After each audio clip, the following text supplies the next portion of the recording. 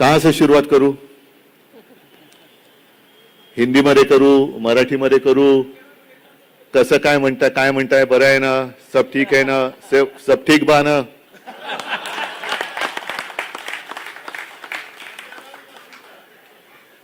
भाषा कोणती असू देत, जैसे अभी अभी संजय जी ने कहा, भाषा कुछ भी होने दो, दिल मिलने चाहिए। और जो भी बात होनी चाहिए वो मन की नहीं, दिल की होनी चाहिए। जब दिल मिल जाते हैं तो सब कुछ रास्ता, आगे का रास्ता है वो आसान हो जाता है। मंजिल तय होनी चाहिए, कहां जाना चाहिए। आवश्यकता नहीं है कि हम एक दूसरे का परिचय करा दे।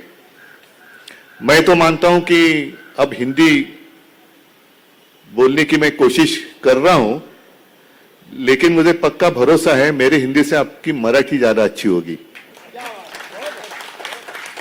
कारण पिढ्यानपिढ्या तुम्ही इथे राहत आलेला आहात। अनेक प्रश्न हमारे मन में है, आपके मन में है, खास कर जो शुरुआत हो गई आज सुबह से, उद्धव ठाकरे उत्तर भारतीयांचा मेळावा घेणार। हा मेळावा नाही, ये बैठक है। मेळावा घेणार तो तर त्याला मैदान अपुरं पडेल, लेकिन मैं उस रिश्ते को फिर से जोड़ने के लिए, और सिर्फ जोड़ने के लिए नहीं, मजबूत करने के लिए आया हूं। मेरी पहचान क्या है, मैं कौन हूं, मैं किसका पुत्र हूं? हिंदू हृदय सम्राट बाला साहब ठाकरे जी का मैं पुत्र हूं। हिंदू हृदय सम्राट, हिंदू अगर हम मानते हैं, एक दूसरे को हिंदू मानते हैं, तो उत्तर भारतीय मराठी अलग नहीं होने चाहिए। आणि मग मी असं म्हणेन की नेमकं उत्तर भारतीय वेगळं म्हणण्यापेक्षा आता भारतीयांना उत्तर पाहिजे, हिंदुत्व म्हणजे काय। अब पूरे भारत, पूरा देश समझना चाहता है कि आपका हिंदुत्व है क्या। एक दूसरे का द्वेष करना ये हिंदुत्व नहीं है।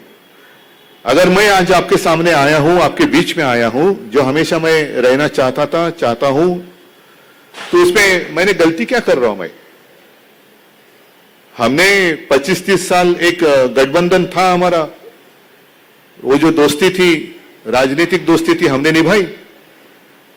क्या मिला हमें? 25-30 साल हमने जिस पार्टी का एक अपनापन था, हमारे बीच में एक अपनापन था, क्या था? हिंदुत्व। वो जब ऊपर जाके बैठ गए तो उनको लगा अभी इनकी जरूरत नहीं है, छोड़ दो, सेना शिवसेना को छोड़ दो, अकाली को छोड़ दो, जितने सारे लोगों ने हमें मंजिल तक पहुंचाया, अब इनकी क्या आवश्यकता है। रास्ता तो कठिन था। वो जमाना आज भी आपको याद होगा। दुबे जी उस वक्त आप विधायक होंगे, रमेश जी तुम्हें तेव्हा वकील होतात।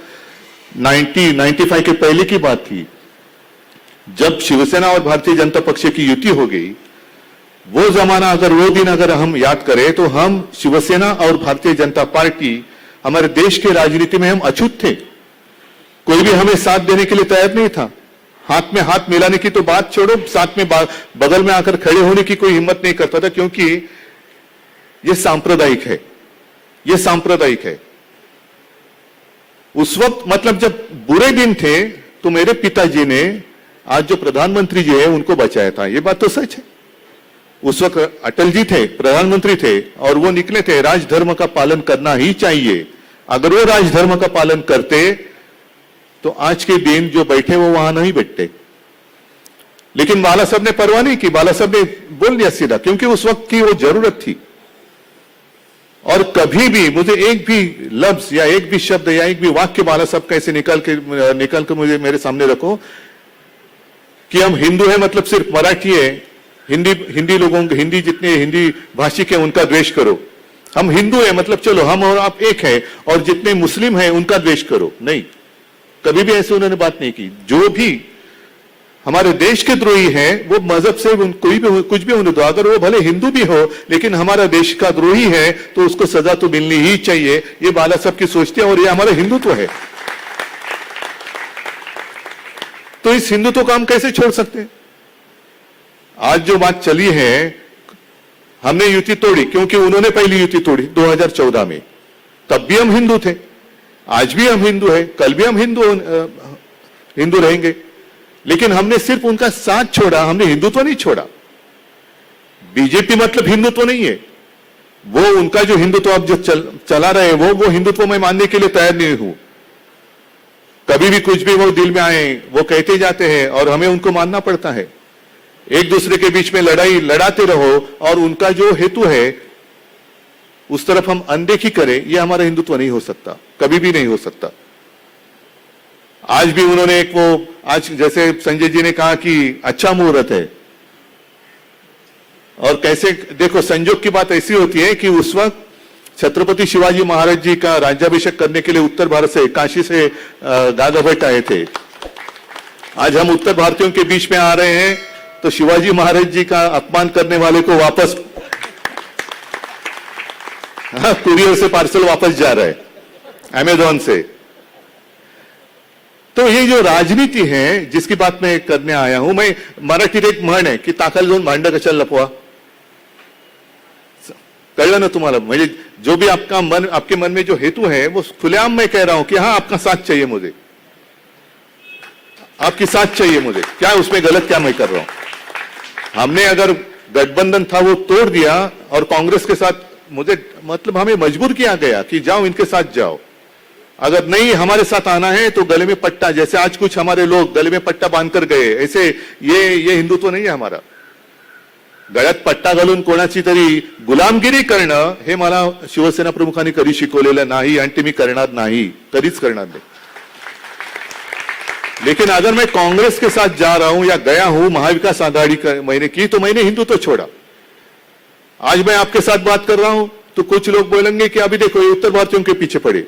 हाँ ठीक है, लेकिन कल परसों आकर मोदी जी अपनी रोटी सेक कर गए। कहां रोटी सेकी उन्होंने? किसके किचन में? वो आए ना फोटो।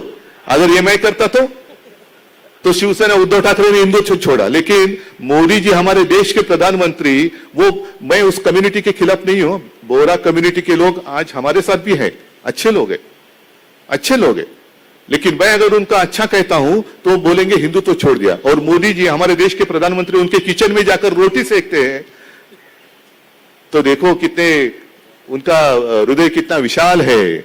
उनका हृदय विशाल है और मेरा क्या है? तो ये देखने का जो तरीका है ना वो बदलना चाहिए। जैसे चश्मेदीन गवाह है ना, कल के रोटी सेकने के लिए वो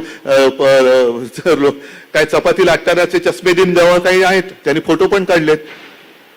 लेकिन वो करे तो सब माफ है और हम करे तो नहीं, ये तो अपराध है। आप उत्तर भारतीयों के बीच में नहीं जाना चाहिए, आप यहां नहीं जाना चाहिए। अरे कौन हो आप? कौन होते हो हमें बताने वाले? हमें क्या करना चाहिए?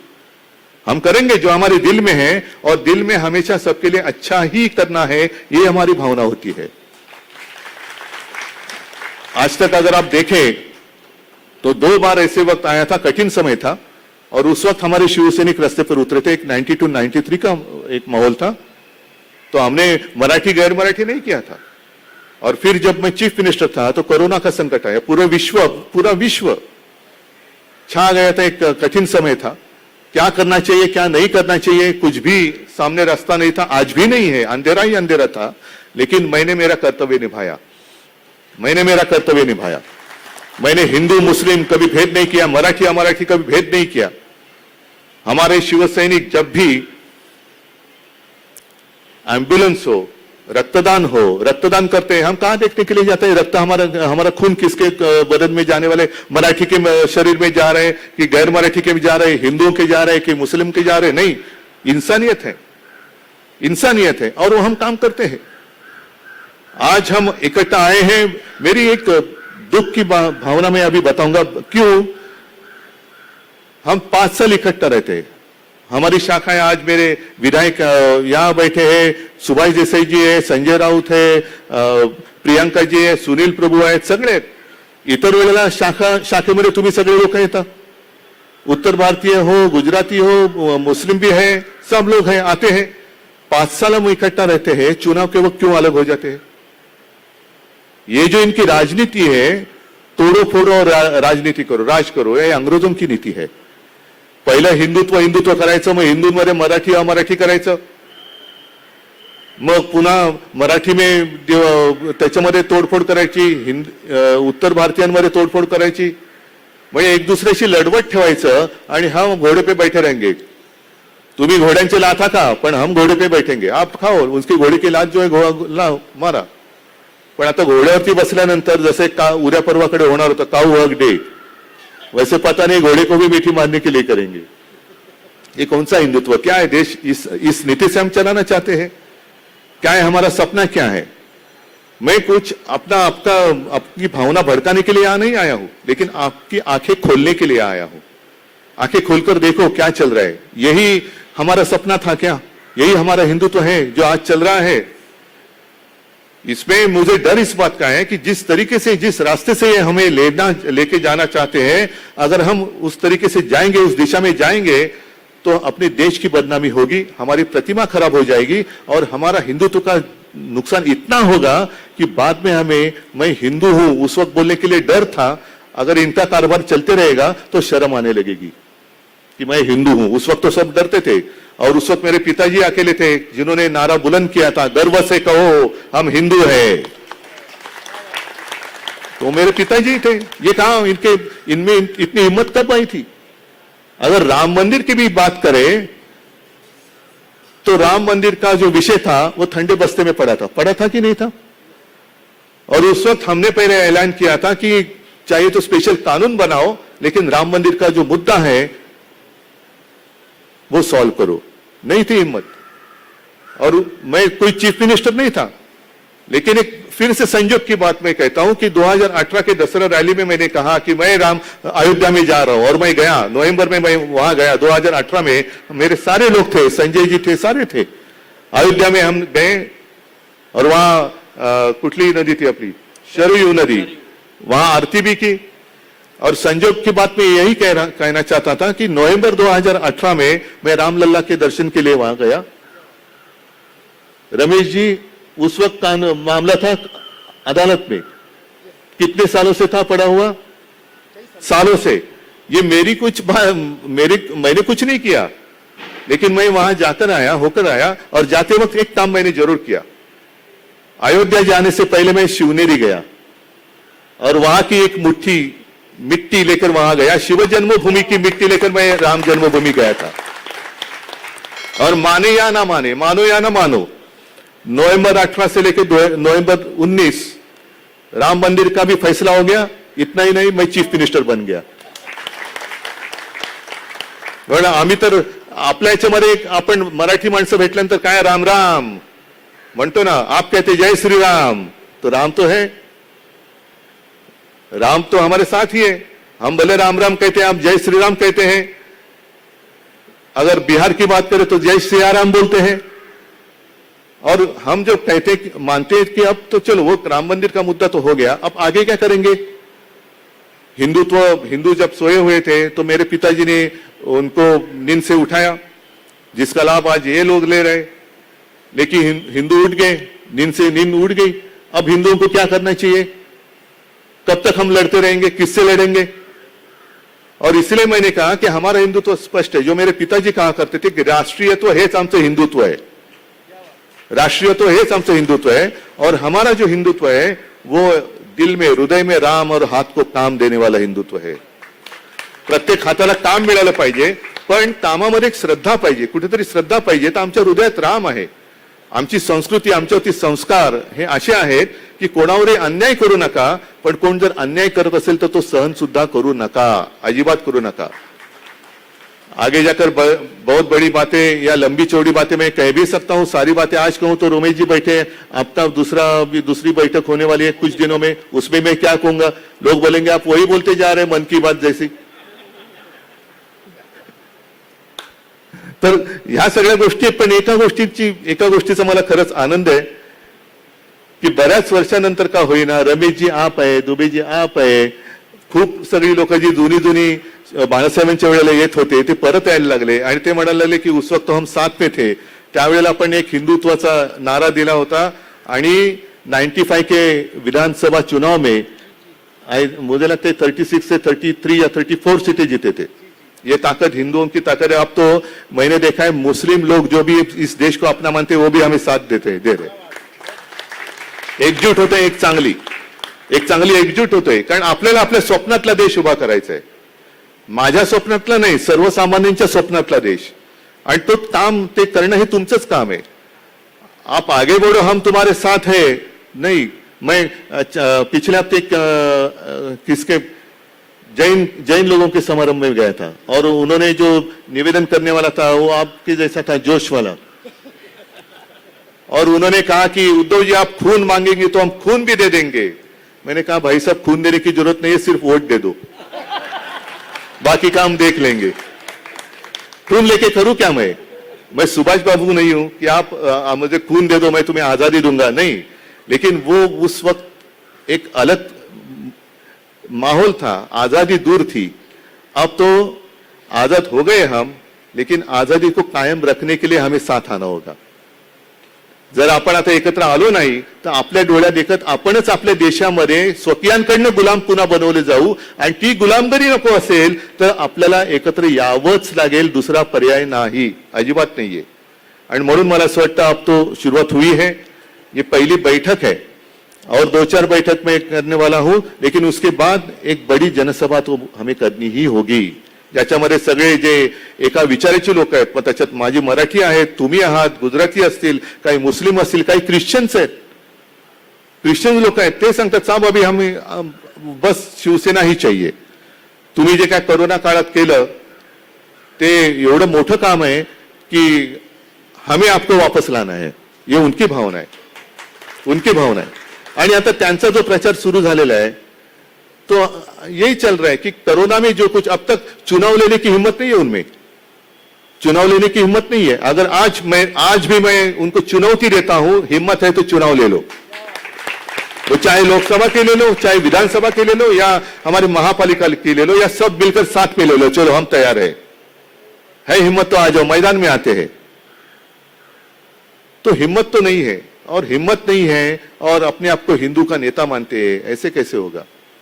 हिंदू वही होता है जिसके दिल में एक हिम्मत होती है, चुनौती देने की, चुनौती स्वीकार करने की, लड़ाई लड़ने की और लड़ाई जीतने की हिम्मत जिसके दिल में होती है, वही इस देश पर राज करेगा, वही इस देश पर राज करेगा. और इसलिए मैं ज्यादा लंबी बात नहीं कहना चाहता. हम मिलते रहेंगे, ये अपना शहर है.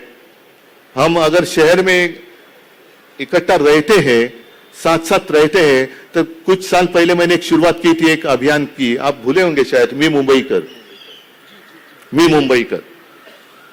उसके बारे में भी बहुत सारी अफवाहें फैलाई गई, गलतफहमियां कर दी गई. और आज भी मुझे मालूम है कि अगर मैं हिंदुओं के साथ बात कर रहा हूं तो बोल देंगे कि मराठी को छोड़कर हिंदी लोगों के साथ गए. नहीं, मराठी तो हमारे अपने हैं ही, आप भी हैं, लेकिन साथ मिलकर हमें देश को बचाना है. हम अगर एक दूसरे के हम अलग अलग ऐसी दीवारें खड़ी कर रहेंगे तो हमारे ऊपर राज करने वाले उसका गलत फायदा ले लेंगे और हम सबको गुलाम बनाएंगे. और हमें जो आजादी मिली है, उस आजादी को कायम रखने के लिए हमें एक साथ रहना ही होगा. और हमारी एकता यही हमारी आजादी का एक संरक्षक कवच है. और इसलिए मैं चाहता हूं कि जो बीच में एक रुकावट आई थी या बीच में कुछ गलतफहमी हुई थी, उसको दूर कर हम आज से हाथ में हाथ मिलाकर आगे बढ़ेंगे. सबको मैं धन्यवाद देता हूं, शुभकामनाएं देता हूं. जय हिंद, जय महाराष्ट्र.